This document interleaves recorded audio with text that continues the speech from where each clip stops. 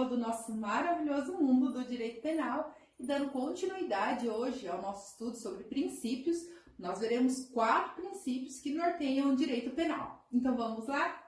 O primeiro princípio dessa aula fala sobre a irretroatividade.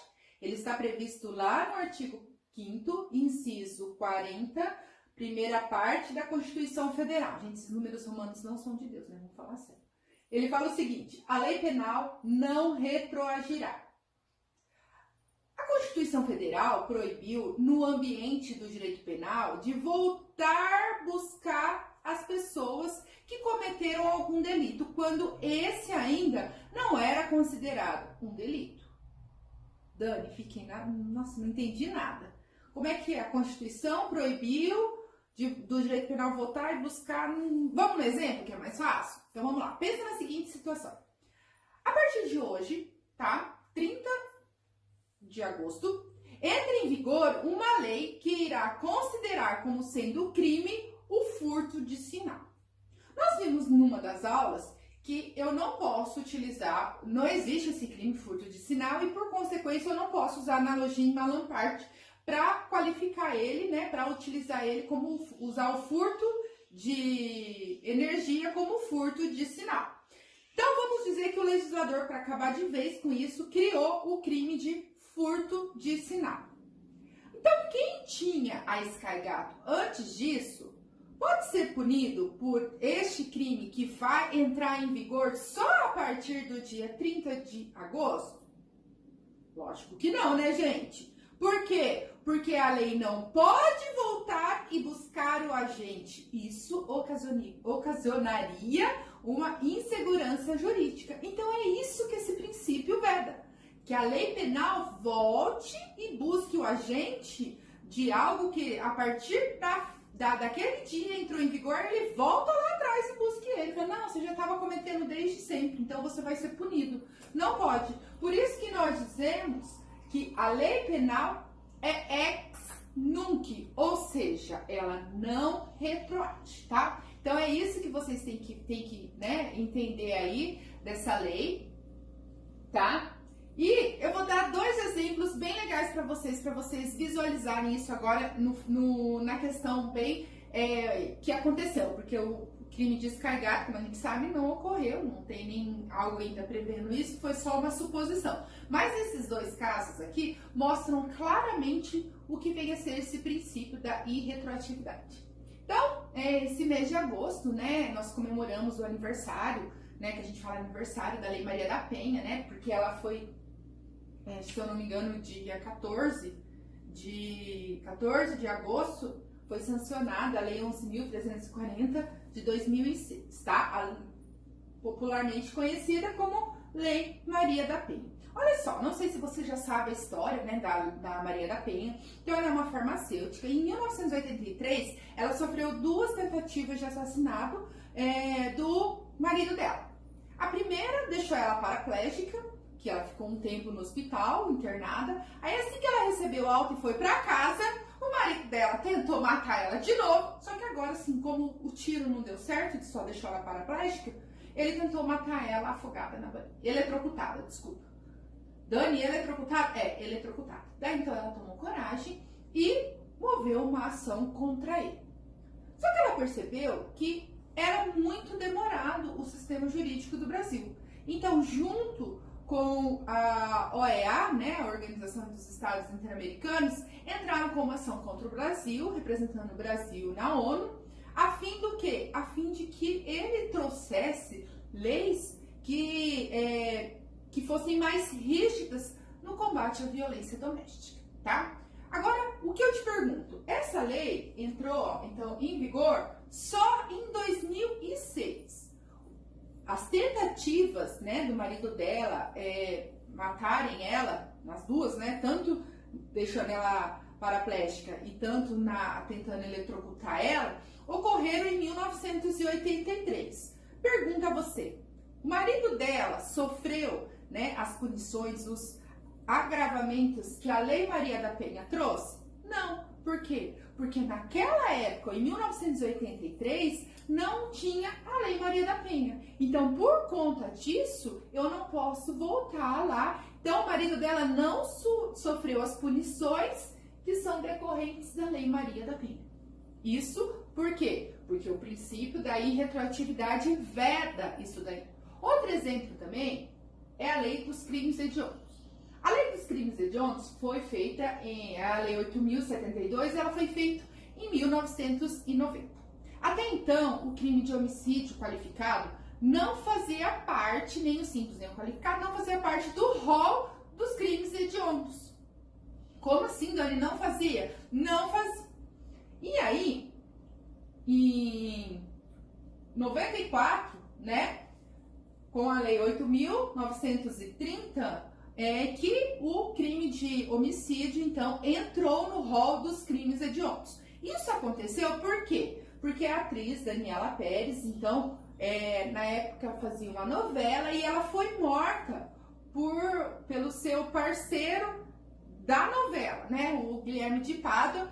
Aí pergunto a vocês, o Guilherme de Pádua respondeu nas medidas, né, conforme a Lei dos Crimes Hediondos? Não. Por quê? Porque a morte da atriz ocorreu em 92, só para vocês entenderem. E aqui foi o quê? Em 94. A lei pode voltar e buscar? Não, a lei não pode voltar e buscar. Então, o que acontece aqui? A lei não vai retroagir e não vai voltar e buscar o agente. Por quê? Porque naquela época, essa lei não estava em vigência. Deu para entender, então, pessoal, o que significa o princípio da irretroatividade? Então, a lei penal não retroage, tá? Essa é a nossa regra. Ixi, lá vem você, porque toda vez que você vem falando com essa é a nossa regra, significa que tem exceção. É isso, Dani? É isso. A exceção é o nosso próximo princípio. É o princípio que trata da retroatividade da lei mais benéfica. Ele está previsto lá no artigo 2º, parágrafo único do Código Penal, combinado com o artigo 5º, inciso 40 da Constituição Federal. Ô, Dani, mas você acabou de falar que esse artigo ele prevê o princípio da irretroatividade? Você não acabou? Falei, na primeira parte. Na segunda parte, ele prevê o princípio da retroatividade. Vamos analisar então? Olha aqui que o parágrafo único do artigo 2º fala. A lei posterior, que de qualquer modo favorecer o agente, aplica-se aos fatos anteriores, ainda que decididos por sentença condenatória transitada em julgado. E olha o que fala o inciso 40. A lei penal não retroagirá. Foi isso que nós vimos no princípio da irretroatividade. Mas tem um salvo, gente, olha lá. Salvo para beneficiar o réu. Então, o que acontece aqui? Nós estamos, então, diante do princípio da retroatividade da lei mais benéfica. Então, todas as vezes que vier uma nova lei penal e ela for mais benéfica, ela beneficiar o réu, então ela irá retroagir. Lembra que eu falei que, em regra, a lei penal não retroage? Disse para vocês que quando ela não retroage, nós mencionamos ex nunc. A exceção é que ela irá retroagir para beneficiar o réu. Então, todas as vezes que a lei penal for para beneficiar o réu, é uma lei ex tunc. Vixe, agora, ex nunc, ex tunc, o que é isso? Como é que eu vou fazer, certo, para lembrar disso daí? Facinho, gente. Ó, o N aqui, ó, de nunc, não é que você pode guardar aqui, nunc é nunca. Então, a lei nunca retroage. Então, o tunc é o que sobra. Então, você pode fazer isso por exclusão. Ou, para você não confundir mesmo, nós temos um outro macetinho.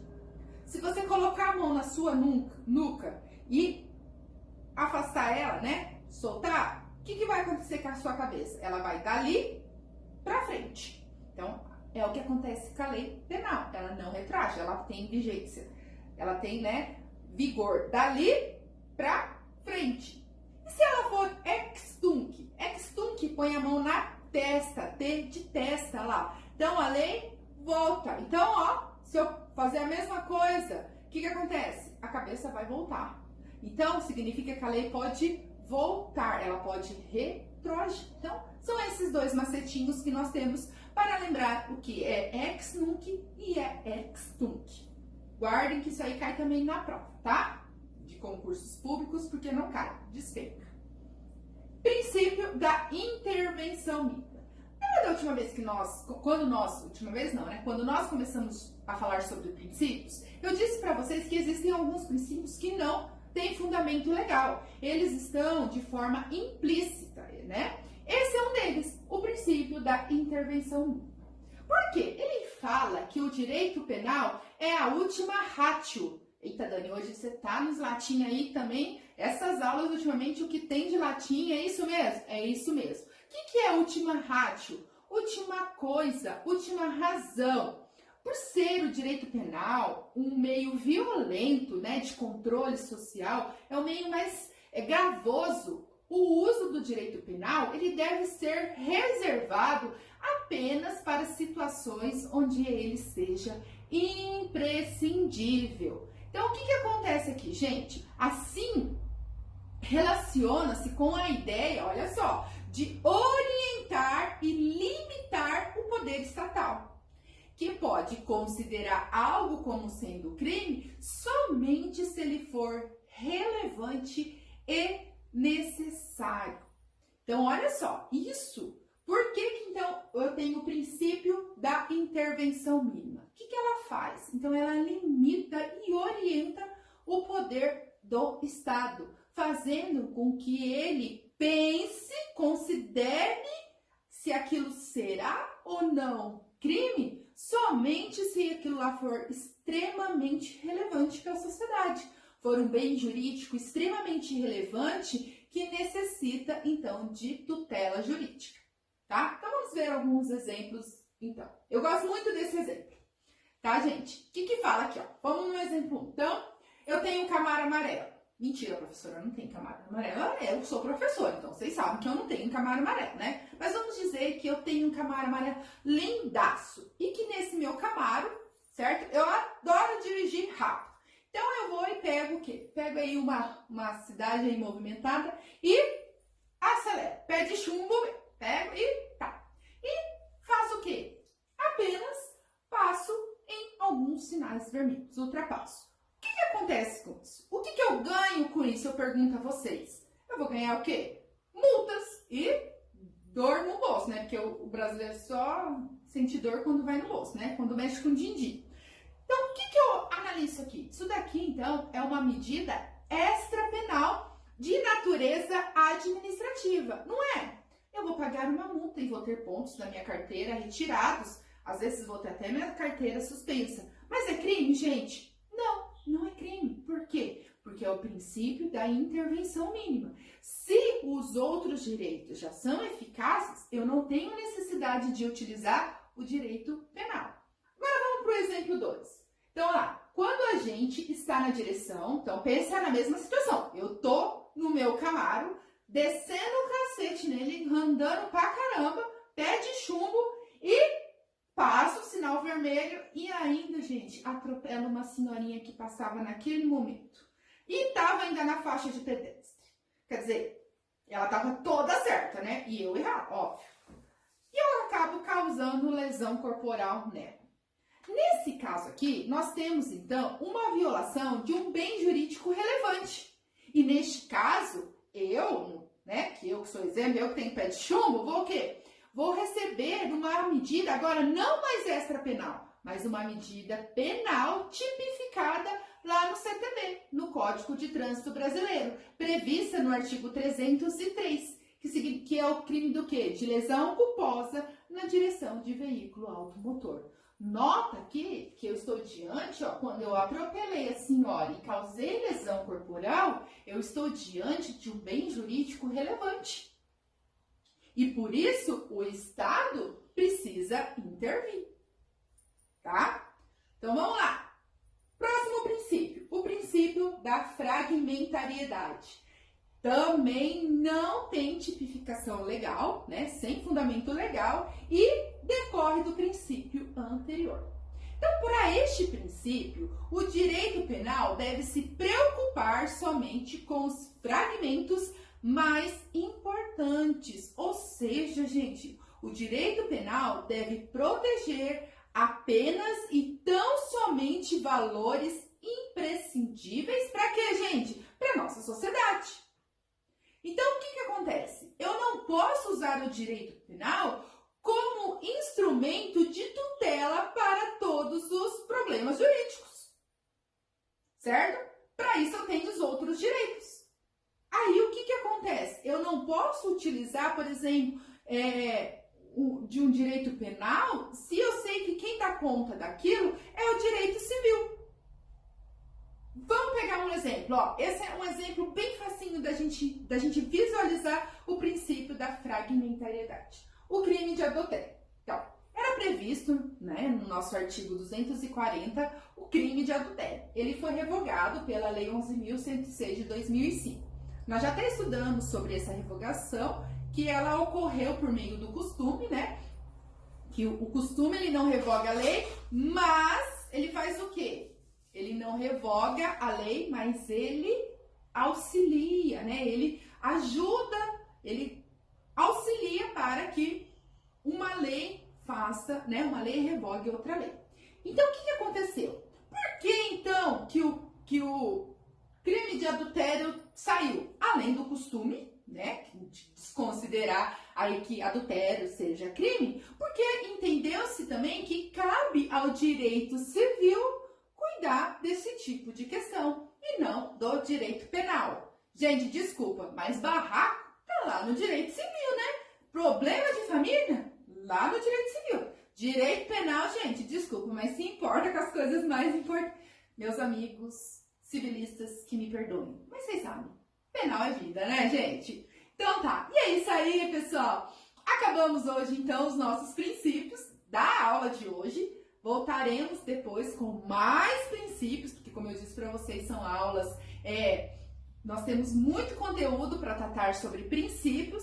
Não esqueçam de nos seguirem nas nossas redes sociais, lembrando que na descrição estará o link, né, com os slides da aula, e se você tiver alguma dúvida, alguma opinião, pode deixar ali. Escreva, deixem suas ideias e não nos deixem de seguir no nosso canal. E até mais no nosso maravilhoso mundo do direito penal. Beijos!